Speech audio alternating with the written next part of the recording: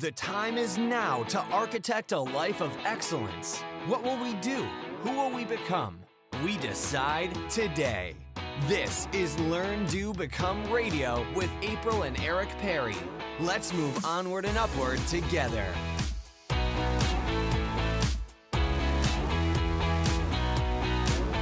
Hello and welcome to Learn, Do, Become Radio. I'm April Perry, and today we're talking about the 3-box method for organizing your space. But I want to be really clear at the very beginning that Learn, Do, Become is actually not a website focused on decluttering, which I know is so crazy because we talk about it a lot. But really, we're about architecting lives of excellence. We want you to have a strong family, a healthy body. We want you to be able to connect with your higher power. We want you to be able to live your purpose. And it's really hard to do that when you're living in clutter, when you are drowning in details, when you have stuff everywhere and you can't even think about goal setting or a life of excellence because you feel like there is so much to do and I just have stuff all around me. So today we're going to share just a very simple idea that has been really helpful to hundreds of thousands of people in our community here at Learn, Do, Become. Eric and I teach a class called How to Finally Stop Drowning in Piles, where we help you learn how to organize your mind. And then, therefore, your space becomes more organized. But so often, we'll have people in the class who will identify a room or a space they want to organize. They'll say something like, I need to get my garage or my desk or my office area or my bedroom. I just need to get it organized, but I don't even know where to start. Like, honestly, that's just what's keeping them stuck. They don't even know where to start. So often we talk about this 3-box method, and just bringing up the concept often brings a sense of relief, thinking, okay, I could start there. So that's what we're going to talk about today. So step number 1, I want you to pick a space. I don't care which space it is, but I want you to ask yourself this. What is one space that is full of clutter and driving me crazy? It might be the junk drawer that's in your kitchen or office. Again, it might be like the garage, desk, whatever. But I want you to think, what is that space where if we could get this thing looking awesome, you would feel like you had a new lease on life. All right, now do you have that space pictured in your mind in all its current glory? All right, now we're ready for step 2. I want you to just label 3 boxes. Now, you're simply going to get 3 large boxes. Now, if you think, well, I don't have large boxes right now, you could use trash bags. You could use laundry baskets. You could even just designate a spot on the floor, okay, and label that. But you're going to label that space, box, bag, basket, whatever you want to call it, as follows. To donate, to toss, or to put somewhere else. Okay, just those 3. Easy. You could use little index cards.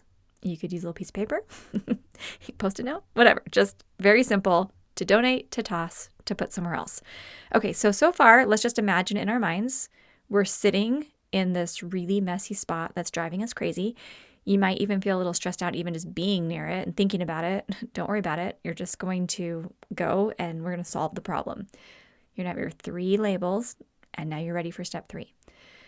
I want you just to pick one spot in that room or in that space, and then you're just going to begin to work clockwise. Now, if it's something just a drawer, fine, you can just do that one drawer.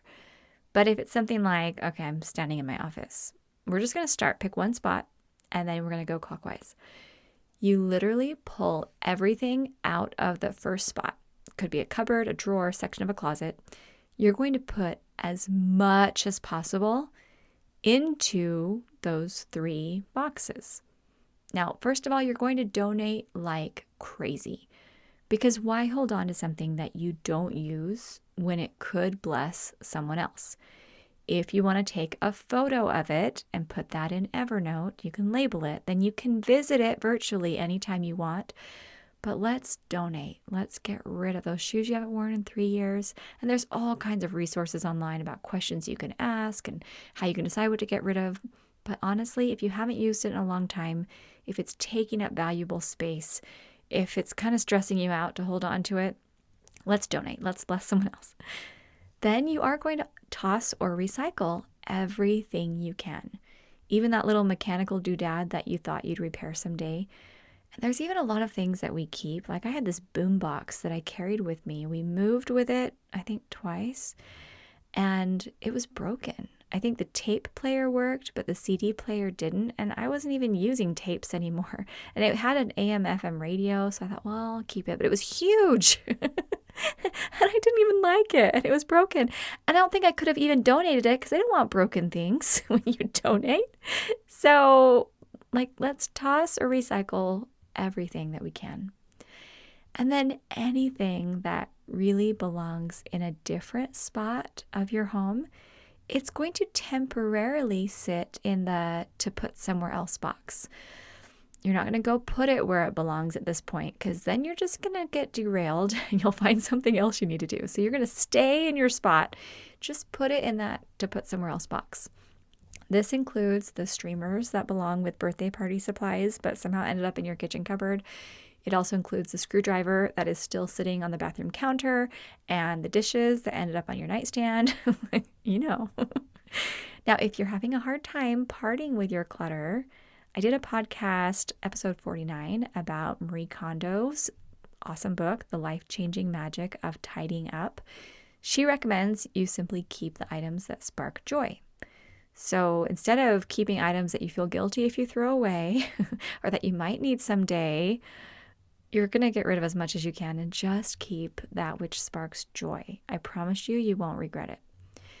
Then once you've put the majority of your stuff into one of those 3 boxes, you look at what's left, which will be the best of the best, and you put those things back into the original space, which will now feel huge and totally uncluttered.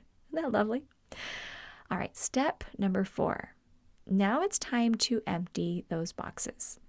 So when you've completed your decluttering session, you've done, one section at a time, you've moved clockwise, you're going to just get those boxes empty so they're fresh for the next time, right? Go put things that donate, maybe put them in some garbage bags and put them in the trunk of your car and make a little note to run an errand and make that donation. The things that go in the trash or recycle bin, go do that immediately. Things that go somewhere else, yes, go put them in the somewhere else places. And if you find that they're cluttered, that's okay. You can add them to your list and get those organized. And I know it sounds kind of overly simplistic, what I've just outlined, but it totally works. And I'm just going to share a little personal example about how I've applied this in my life. So as I was preparing this post, I realized that I have a reading basket that had gotten so full that I was never even using it anymore. We have a read review basket we talk about in our STEP system, Steps to Everyday Productivity, that's STEP. And having a place to put things you want to read or review is wonderful. But it's not a bookshelf. It's supposed to be like a basket. But I have a photo of my basket you can find on the show notes page. If you go to learndobecome.com/episode 51, you'll see what I'm talking about. But I just had a basket and it was just kind of full of books. But the fact that I wasn't using it at all and it was just sitting there drove me crazy. So in order to personally apply what I've just outlined previously and show you how easy this is, I just made decluttering that basket a 5-minute project. So easy. And here's what I did. And I have pictures to show you. So you can look through it if you want. So first, I simply took everything out and I put it into 3 piles. To donate, to toss, to put somewhere else. And then I put back the items I actually wanted to keep in the basket. So that took 5 minutes, not a big deal. And it looked so much better when you look at the photo. The basket only had like 4 things in it. And then there are all these piles of stuff that I didn't even need to do anything with. So in these 3 piles I have photographed. First, I tossed and recycled the middle pile. Then on the left side, I had to donate. So I put the 2 books to donate into our donation bags that we kept in the garage. And then I just assessed the to put somewhere else pile because that one was the biggest. I think there's like 10 books in there or something like that. Interestingly, half the books were books that I wanted to keep or just put back onto our bookshelves. That was easy. The other half were books or resources that other family members stuck in the basket and then forgot about. So I just need to ask them, hey, what do you want to do with that? But then that little project was totally done. Now, here are some questions that you might have as you're going through this process. What if I have a hard time getting rid of things? I hear this all the time. Now, we'll obviously be talking about that periodically here at Learn, Do, Become, but I would definitely recommend Julie Morgenstern's books. One that she has is called Shed Your Stuff, Change Your Life, and another one is called Organizing from the Inside Out. Now, Julie and I recorded a podcast together. I highly recommend it. It's called Secrets for What to Do When You Want to Keep Everything. We'll have that linked on our show notes page. So if you're thinking, oh, those books sound good, or I want to listen to the podcast, just go to learndobecome.com/episode 51, and we'll go ahead and take care of that for you, okay? And then the essence of these resources is that you can keep anything you love, but you need to understand what may be going on psychologically and train yourself to let go of all the stuff that's weighing you down. I know it's hard, but if you really want to streamline your life, it's possible to learn this skill. Another question you might be asking is, well, what if the stuff I'm organizing won't fit in a box? Now, yes, that obviously happens when you're sorting larger spaces. But again, simply create temporary piles and either label them with signs or make sure they're clearly defined in your head. When you're organizing a garage, for example, you might have huge things, huge boxes, lots of stuff. Just keep it in that section. It's totally fine. Another question is, well, what if the to-toss pile feels huge and can't be taken by our weekly trash truck? That's something that I've totally had happen to me. Now, if that's the case, then congratulations, because you're getting rid of some big things. But you can schedule a large item pickup, typically in your city, as soon as you see that that's about to happen.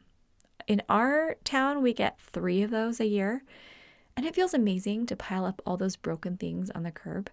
So if you know, hey, I'm doing some serious decluttering, I'm going to have a lot of stuff, go ahead and find the phone number for large item pickup, call, schedule, or put it on your phone calls list if you're using our next actions, and then make that happen. It's going to be awesome. Here's another question. If I put a lot into the somewhere else box, won't that just move the clutter around? Now, initially, it may feel that way, but here are a few things to remember. First, you are only putting things into that pile that you love and value.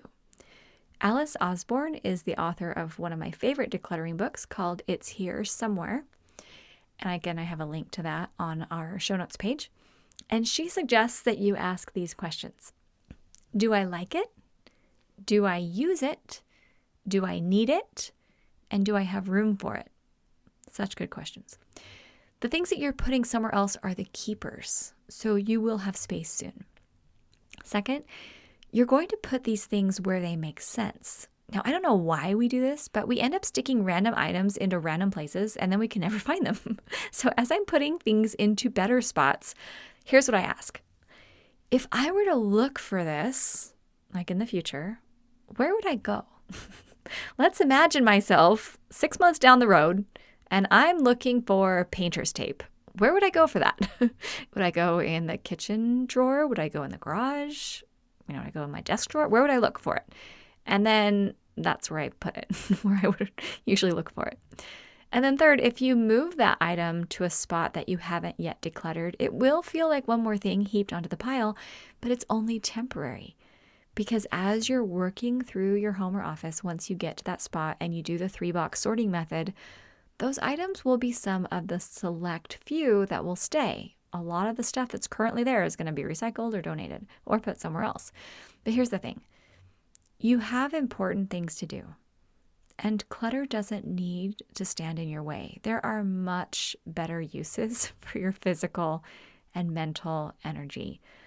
I'm excited for you to try this 3-box method and see how it works for you. So here's your challenge. Take one space in your home or office and just try this method today.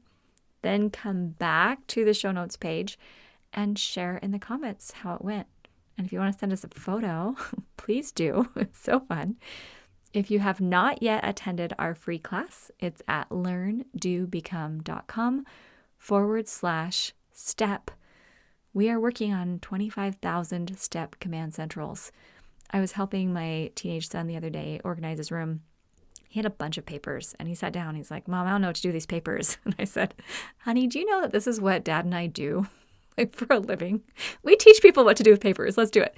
So I sat down with him. I opened up the STEP program. I showed him the STEP diagram. I explained how the system worked. We went through the flow chart. I showed him how every single paper had a landing spot. Now his papers are all totally organized, and I'm not sure if he totally has it yet, but moving forward, he knows where to put things. For example, I taught him how to get his emails to 0, which is part of our STEP program as well.